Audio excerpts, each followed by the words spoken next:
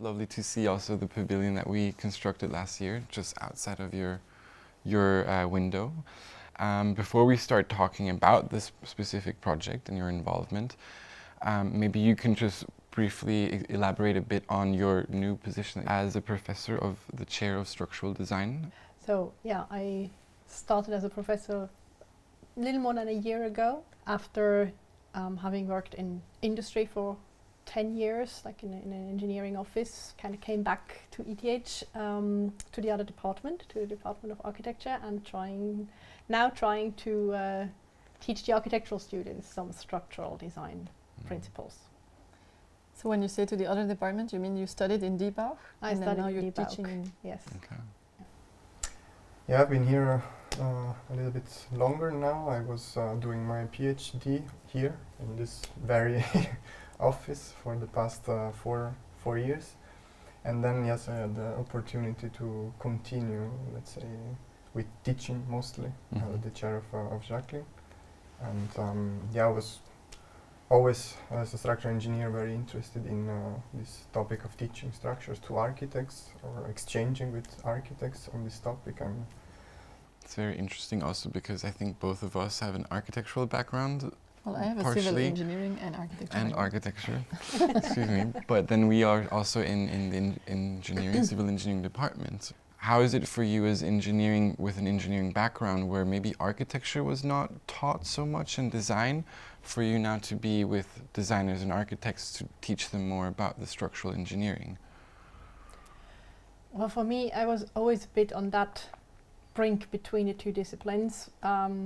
As a teenager, I wanted to study architecture, and then in the end, deciding to go into the engineering because I have two left hands when it comes to drawing and all that kind of stuff. I'm pretty good at math and physics, so I went to the engineering side, but still kind of kept that passion for what architecture does and what they can do to the environment and to our surroundings. It was never an either or. It was always a trying to get these two things together. People ask me also a lot because I studied civil engineering and architecture in parallel, and they ask me, do you feel more like an engineer or more like an architect? And I really feel uncomfortable with this question because I never know what is the difference between the two, because I studied them together in one program, and so for me I never knew where is the engineering stopping and where is the architecture starting, or vice versa. For me, it's actually kind of obvious when you design a building that these two things, like the material, the structure of a building and the rooms and the spaces that are within, that they have to come together.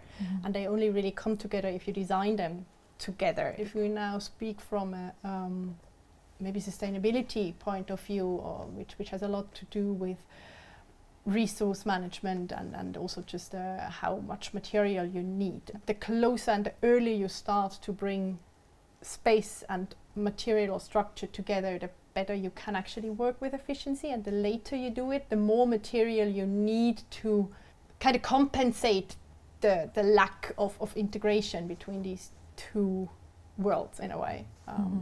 yeah, what we're trying to do is always to fight a little bit against this, what we could call an additive approach, when let's say the different disciplines are coming, let's say, in a more or less linear fashion together in the process, because at the end it also brings a lot of opportunities away, unlike the case when these synergies are discussed and established in the very beginning. Jacqueline, you and I are co-chairing with other colleagues the ISS, so the International Association for Shell and Spatial Structures conference in Zurich this year. They usually had these 3 E's, the elegance, efficiency and economy, as like values of structural design, and we've added also environment and ethics to the 5 E's, I guess. And I think environment and ethics are things that we work a lot on in our chair, especially when you build circular construction. It's about lowering the impact on the environment, but also creating local jobs and so on. Is this also something that you are taking into account in the way that you teach structural design? So we actually just spent the first year of our lecture reshaping the structural design to go more into that direction. I try to bring in things like resource management. Where is the material coming from? Where is its CO2 footprint coming from? What's the recycling or reuse capability on the material level? And now we in the second year, we bring it to the structural level. So how do we design a structure out of a material so that it makes sense for this specific material?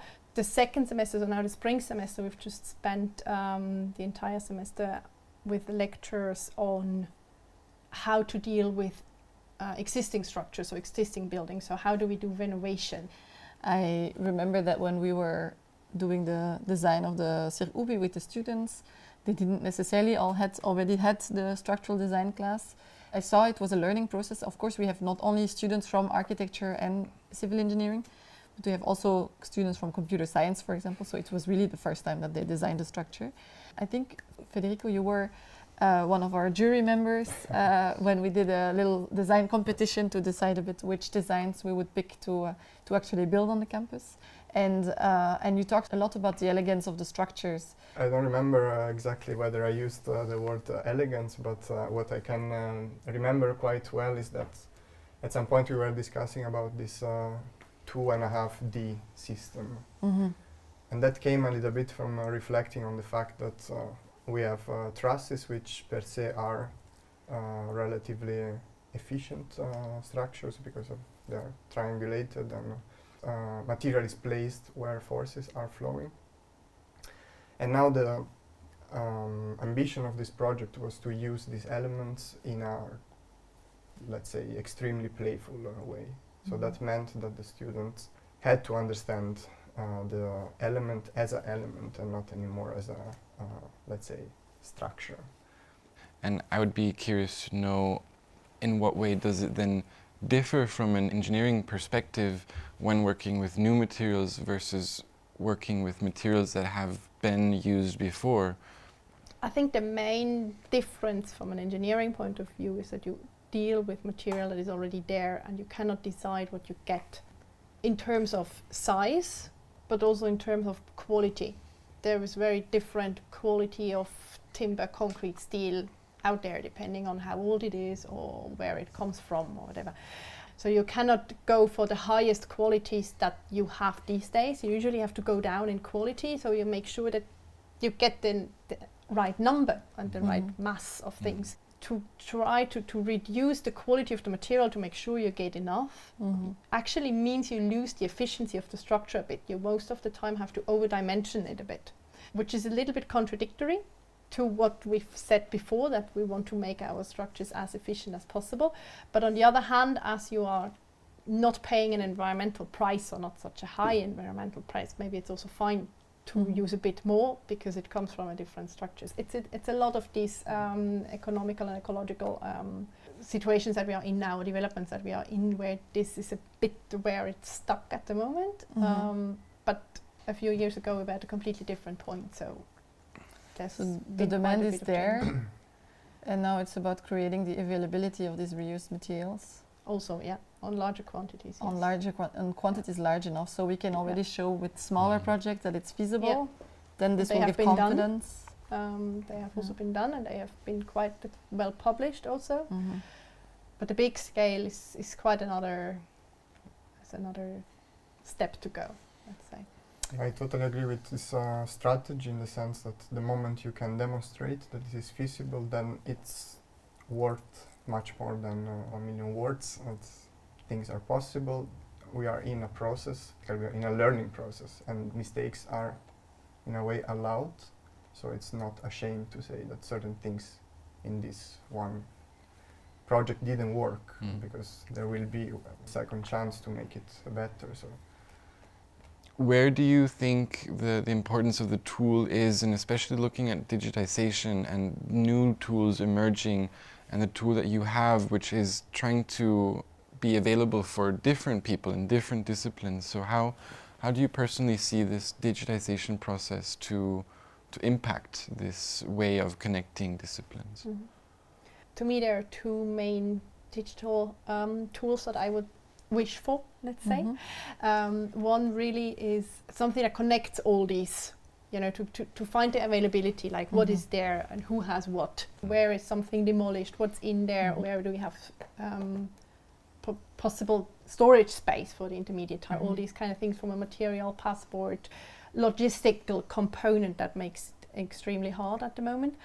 And the second is maybe more to the future, that if we build new material now and take it apart in a few years, that we know what it is and where it comes from. So these things of QR codes, digital chips that are in a concrete column or whatever, that we can actually trace it back to know where things come from and how long has it been, what its use has been, and that would be something for future possibility to have like. Yeah, we did this also for the Cirque Ubi that is standing right here outside your office, where we explored a bit with material passports and also engraving QR codes and having some ways of tracing also what it's going to be like next and what the material has been through, because it's quite important if you want to design with it.